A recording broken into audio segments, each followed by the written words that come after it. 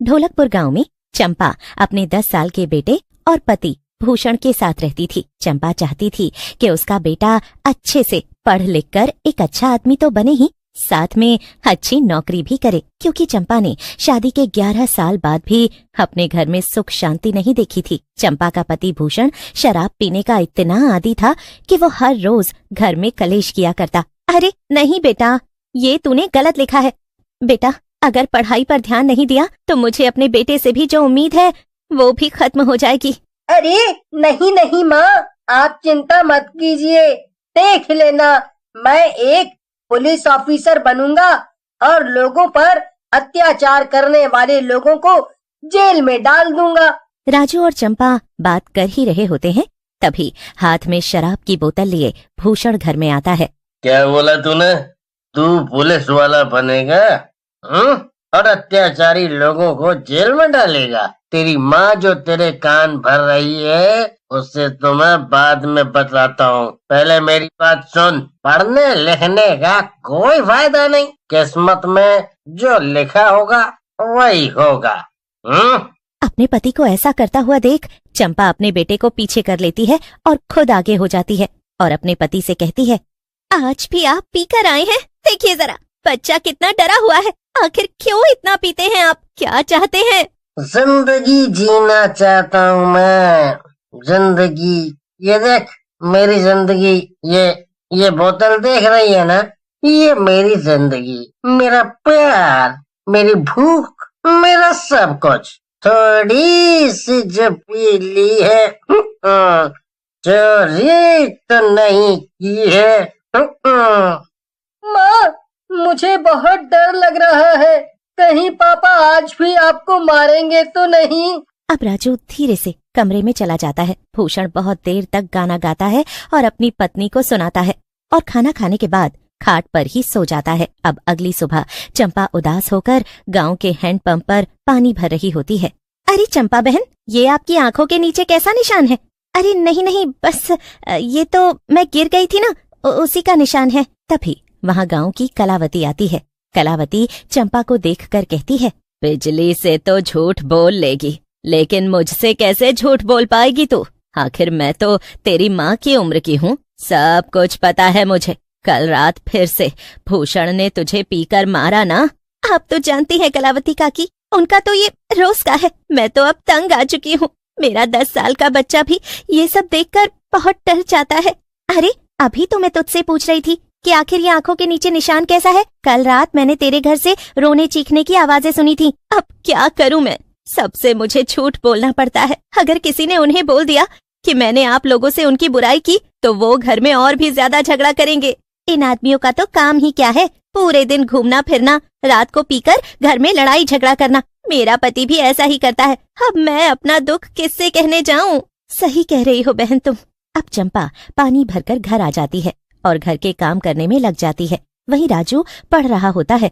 वो ज्यादातर समय अपने बेटे को पढ़ाने और उसे इन सब से दूर रखने में निकाल देती थी। एक रात भूषण शराब के नशे में घर आता है और जोर जोर से घर का दरवाजा पीटने लगता है। अरे दरवाजा खोलो, मेरे आने से पहले दरवाजा बंद कर दिया। तू वहाँ जाकर बैठ जा, जब तक मैं ना आऊं तब तक तुम अपने पिता के कहने पर भी नहीं निकलना, ठीक है? राजू जाकर पलंग के नीचे छुप जाता है और इधर चंपा जैसे ही दरवाजा खोलती है तो लेट दरवाजा खोलने की वजह से भूषण को गुस्सा आ जाता है। तेरी इतनी हिम्मत की तू मुझसे बाहर इंतजार करवाए? अभी बताता हूँ तुझे। और काफी मारने के बाद वो अपनी पत्नी को टॉयलेट में ले जाकर बंद कर देता है। अजी दरवाजा खोलिए, मेरा दम घुट रहा है। आपने दरवाजा क्यों बंद कर दिया? अब तू इसमें ही घुट कर मरेगी। मैं चाहता हूँ तू इसमें ही रहे रात भर, तब जाकर तेरी अकल ठिकाने आएगी। चंपा रोती बिलखती रह जाती है, लेकिन भूषण उसे टॉयलेट में बंद करके वापस घर में आकर राजू को ढूंढने के बाद चैन की नींद सो जाता है। अगली सुबह भी उसकी नींद नहीं खुलती। इधर राजू अपनी माँ को हर जगह ढूंढता है। इधर चंपा टॉयलेट में बेहोश पड़ी होती है और उसकी सांसें भी धीरे धीरे चल रही होती हैं। इधर भूषण को होश नहीं आता और जब होश आता है तो वो फिर से पीने निकल जाता है। 24 घंटे से ज्यादा का वक्त हो जाता है और राजू को चंपा का कहीं पता। इसके बाद चंपा की मौत हो जाती है। बिजली अब भूषण से उसकी पत्नी के बारे में पूछती है। वहाँ गांव की कई औरतें भी और कई लोग मौजूद होते हैं। कलावती भी भूषण से उसकी पत्नी के बारे में पूछती है, लेकिन भूषण गांव वालों से कहता है, मुझे क्या पता कहाँ गई। कहाँ गई वो? 2 दिन हो गए हैं लापता है। परसों रात में जब मैं घर आया था तो दरवाजा नहीं खोल रहा था कोई, तो बस थोड़ी बहस हो गई थी। मुझे लगता है कहीं चली गई है या किसी के साथ भाग गई होगी। वैसे भी अब मुझे उससे कोई मतलब नहीं।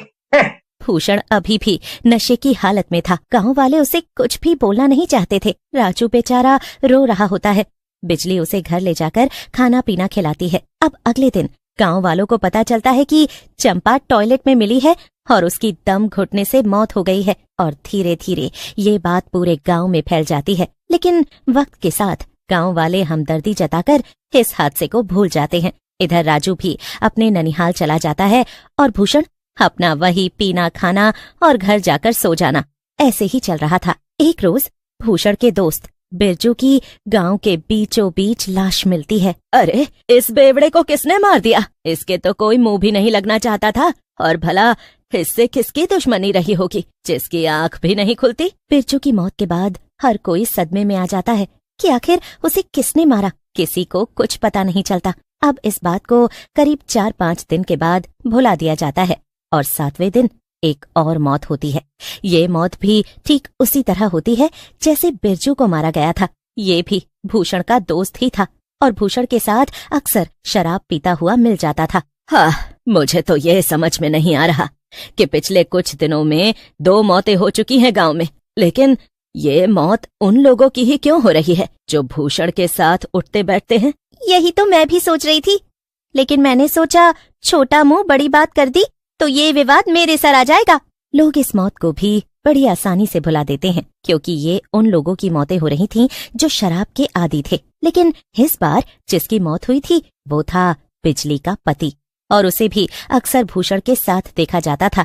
बिजली, धीरज रख बेटा, अब तक गांव में 3 लोगों की मौत हो चुकी है। गांव वाले भी परेशान हैं। तू चिंता ना कर, हम गांव के पास वाले तांत्रिक बाबा के पास चलेंगे। मुझे तो कहीं नहीं जाना, मेरी तो जिंदगी उजड़ गई। हाय।